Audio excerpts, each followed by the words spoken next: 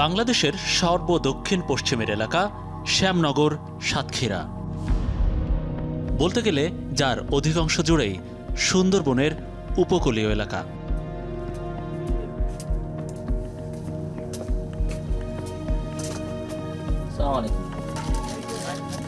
এই ছোট্ট মুদি দোকানে বাবাকে সহায়তা করে এই কিশোরী। অদ্ভুত হলেও সত্য যে বিয়ে না হলেও এই কিশোরী নিয়মিত জন্ম নিয়ন্ত্রণ পিল খায়।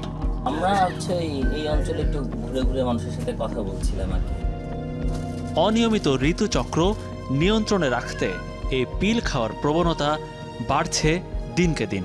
লবণ পানির কারণে আমাদের পিরিয়ড হলে যে সমস্যাগুলো হয়, সেই লবণ পানি নিলে চুলকায় ওই জায়গাটাকে, তার জন্য আমরা পিল খেয়ে বন্ধ রাখি কিছু কিছু সমস্যা।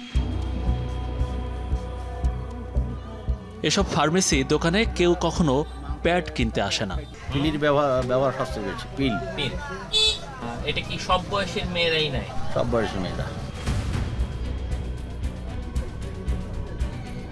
শ্যামনগর উপজেলায় গত 4 বছর ধরে একটি বেসরকারি উন্নয়ন সংস্থায় কাজ করছেন নাসরিন সুলতানা। উপকূলীয় নারী স্বাস্থ্য নিয়ে কাজ করতে এসে নিজেই আক্রান্ত হয়ে গেছেন। একটা সময় পিলের একটা নির্দিষ্ট টাইম থাকে যে সরকারি আপনারা যদি শুকি যে ট্যাবলেটগুলো আছে সেগুলো যদি আপনারা লক্ষ্য করেন যে ওখানে আপনারা থাকে মনে করেন যে কিছু সাদা ট্যাবলেট থাকে, কিছু লাল আয়রন ট্যাবলেট থাকে। তা মায়েরা এরকমই করে যে লাল ট্যাবলেটটা ধরেই না, সাদা ট্যাবলেট কন্টিনিউ করে যাতে তার মাসিক না হয়, ঠিক আছে। এছাড়াও তারা বিভিন্ন ইনজেকশনের মাধ্যমে দীর্ঘদিন মনে করেন যে ওই যে আপনার মাসিক বন্ধ করে রাখছে, তার কারণে কি হচ্ছে আপনার টিউবের মুখটা ওখানেই আটকে যাচ্ছে, এরপরে ইনফেকশন হচ্ছে। কিশোরী বা অপ্রাপ্ত বয়স্কের কাছে পিল বিক্রির বিষয় কি জানে জেলা প্রশাসন?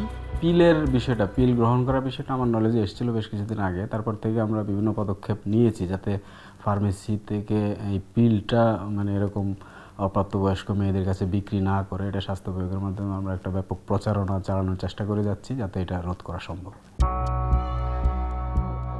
সাতক্ষীরা শ্যামনগরের 2 বছর ধরে স্ত্রীরোগ বিশেষজ্ঞ হিসেবে আছেন ডাক্তার রুমানা চৌধুরী। এবার তার অভিজ্ঞতার কথা শোনা যাক। পুয়ার পেশেন্ট, তারা হাইজিন মেনটেন করতে পারে না এবং তারা মাঠে ঘাটে কাজ করে, তাদের এই পুকুরে ডুবে গোসল করে।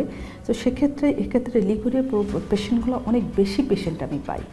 সেটা ইয়াং টিনেজ গার্ল থেকেই আমি এই ধরনের পেশেন্ট পেয়ে থাকি।